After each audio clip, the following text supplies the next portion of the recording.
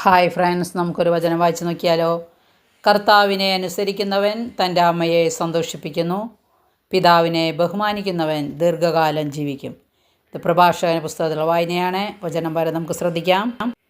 നിങ്ങളുടെ പിതാവായ എൻ്റെ വാക്കു കേൾക്കുവിൻ, സുരക്ഷിതരായിരിക്കാൻ അതനുസരിച്ച് പ്രവർത്തിക്കുവിൻ. മക്കൾ പിതാവിനെ ബഹുമാനിക്കണമെന്ന് കർത്താവ് ആഗ്രഹിക്കുന്നു. അവിടുന്ന് പുത്രന്മാരുടെ മേൽ അമ്മയ്ക്കുള്ള അവകാശം ഉറപ്പിച്ചിരിക്കുന്നു. പിതാവിനെ ബഹുമാനിക്കുന്നവൻ തൻ്റെ പാപങ്ങൾക്ക് പ്രായശ്ചിത്തം ചെയ്യുന്നു. അമ്മയെ മഹത്വപ്പെടുത്തുന്നവൻ നിക്ഷേപം കൂട്ടിവെക്കുന്നു. പിതാവിനെ ബഹുമാനിക്കുന്നവനെ അവൻ്റെ മക്കൾ സന്തോഷിപ്പിക്കും.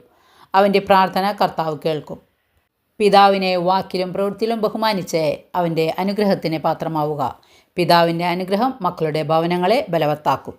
അമ്മയുടെ ശാപം അവയുടെ അടിത്തറ ഇളക്കും. പിതാവിനോട് കരുണ കാണിക്കുന്നവന് പാപങ്ങളുടെ കടം വീഴുന്നതിന് അത് ഉപകരിക്കും. വചനം ഇഷ്ടപ്പെട്ടെങ്കിൽ ലൈക്ക് ചെയ്യണേ. Okay, thank